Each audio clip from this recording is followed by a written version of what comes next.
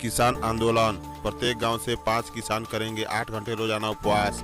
राष्ट्रीय किसान मजदूर संगठन के अध्यक्ष BM सिंह ने कहा कि केंद्र के कृषि कानूनों को वापस लेने और न्यूनतम समर्थन मूल्य की कानूनी गारंटी की मांग पूरी होने तक उत्तर प्रदेश के प्रत्येक गांव के 5 किसान रोज 8 घंटे का उपवास करेंगे और प्रधानमंत्री नरेंद्र मोदी को संदेश भेजेंगे।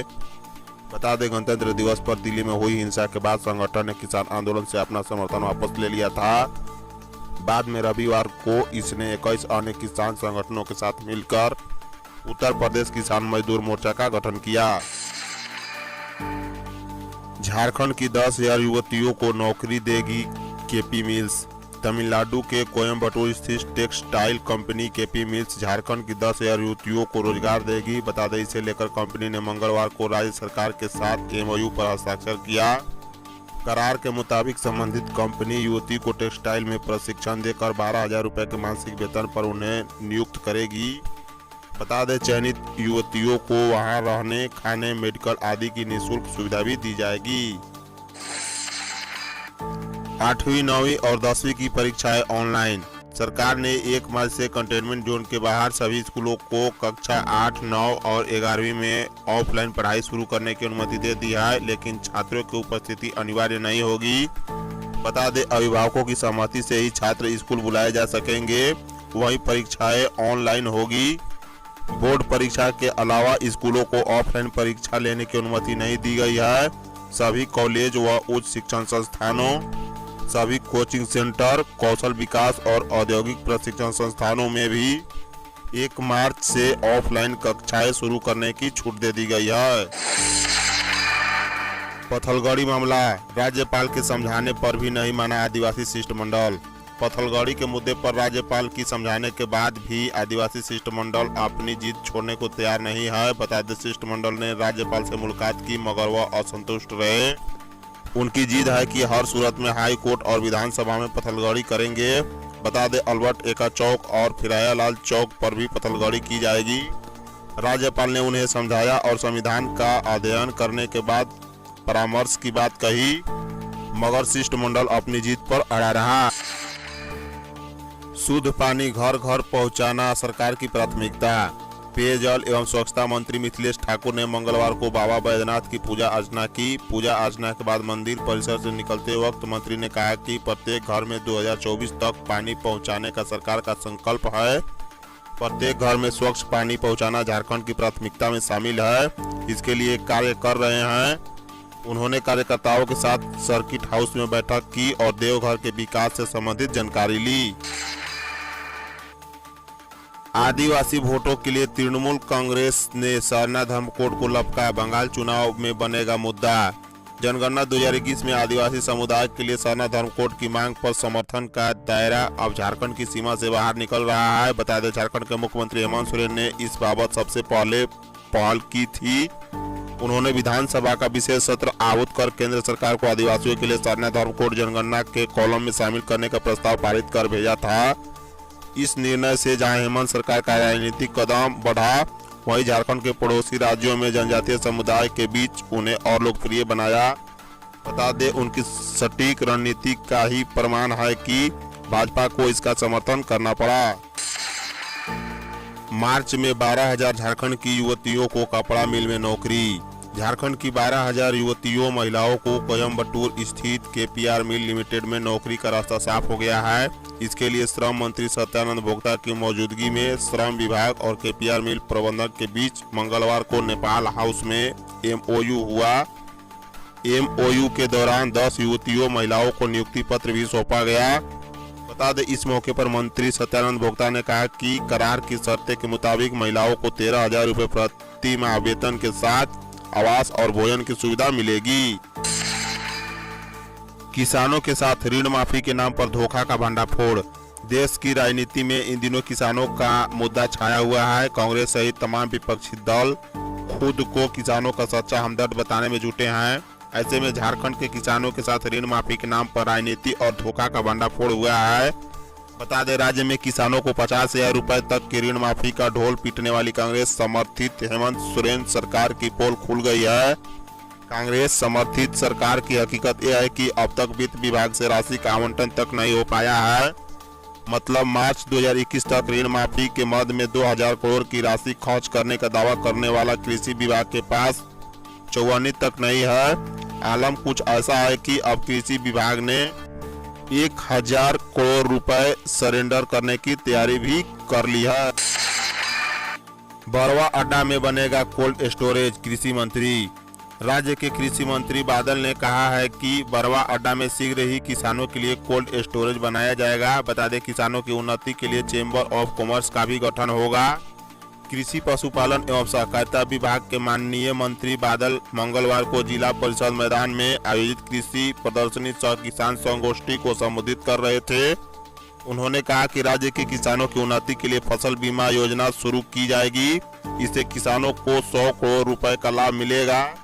बता दें, राज्य सरकार ने 355 करोड़ रुपए की पशुधन योजना शुरू करने का निर्णय भी लिया है। झारखंड में 50 नए संक्रमित की पुष्टि हुई है, जो रांची से 33, पूर्वी सिंहभूम से 9, धनबाद से 1, बोकारो से 2, रामगढ़ से 1, गुमला से 1, खूंटी से 1, सिमडेगा से 1, जामताड़ा से 1 मिले हैं। झारखंड में लाह की खेती को मिलेगा कृषि का दर्जा, मुख्यमंत्री। झारखंड के ग्रामीण क्षेत्रों की महिला किसान लाह की खेती के जरिए बेहतर आजीविका की ओर अग्रसित हो रही है। लाह की खेती से महिलाएं अपने गांव में रहकर अच्छी आमदनी कर रही है। ग्रामीण महिलाओं को प्रशिक्षण देकर लाह की वैज्ञानिक खेती से जोड़ा जा रहा है। झारखंड की 73,000 से ज्यादा ग्रामीण परिवार को लाह की वैज्ञानिक खेती से जोड़ा गया है, जिनमें अधिकतर अति गरीब एवं सुदूरवर्ती क्षेत्र में रहने वाले ग्रामीण परिवार है। यही वजह है कि सीएम हेमंत सोरेन का प्रयास है कि लाह की खेती को कृषि का दर्जा मिले। इसका न्यूनतम समर्थन मूल्य भी सरकार तय करेगी। हेमंत सोरेन के काफिले पर हमला मामले में रांची की वार्ड पार्षद का कोर्ट में सरेंडर। झारखंड के मुख्यमंत्री हेमंत सोरेन के काफिले को रांची के किशोरगंज चौक पर रोकने और हमला करने के मामले में वार्ड पार्षद सह भाजपा नेत्री रोशनी खलको ने मंगलवार को कोर्ट में सरेंडर कर दिया। बता दें, रोशनी खलको रांची के वार्ड नंबर 19 की वार्ड पार्षद है। राशन कार्ड नहीं है आधार कार्ड से लिंक तो राशन कार्ड हो जाएगा रद्द। आपका राशन कार्ड आधार से लिंक नहीं है तो जल्द से जल्द अपना आधार कार्ड राशन कार्ड के साथ लिंक करा ले, नहीं तो आपका राशन कार्ड रद्द हो सकता है। बता दें, रांची जिला प्रशासन की ओर से इस संदर्भ में राशन डीलरों को निर्देश दिया गया है कि वैसे लाभुक जिनका राशन कार्ड आधार से लिंक नहीं है उन्हें जल्द से जल्द जोड़ा जाए, ताकि झारखंड की हेमंत सोरेन सरकार की महत्वाकांक्षी कैशलेस पीडीएस योजना को धरातल पर उतारा जा सके। विधानसभा बजट सत्र 26 से कोरोना जांच अनिवार्य।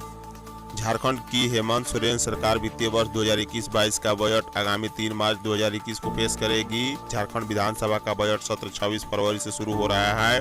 बता दें, कोरोना काल में शुरू हो रहे बजट सत्र को लेकर झारखंड विधानसभा की ओर से सत्र में शामिल होने वाले सभी मंत्रियों और विधायकों को पत्र लिखा गया है कि विधानसभा के बजट सत्र में शामिल होने से पहले कोरोना जांच जरूर करा ले और इस दौरान कोरोना गाइडलाइन का पालन अवश्य करे।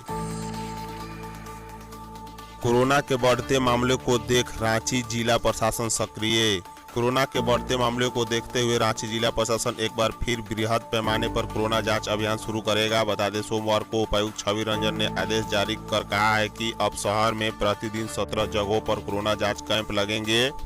इसके अलावा मोबाइल टेस्टिंग वैन से भी लोगों का सैंपल लिया जाएगा।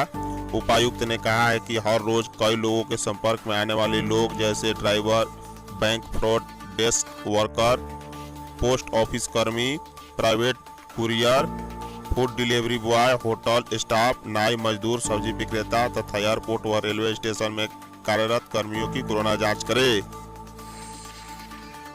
लालू यादव। राजद सुप्रीमो लालू प्रसाद से जुड़े चारा घोटाला मामले में आरोपियों को गवाह प्रस्तुत करने के लिए सीबीआई की विशेष अदालत ने अंतिम मौका दिया है। इसके लिए 26 फरवरी की तारीख तय की है।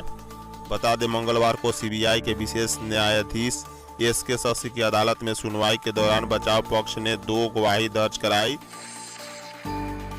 झारखंड में 1 अप्रैल से सभी कक्षाओं के लिए खुल सकते हैं स्कूल।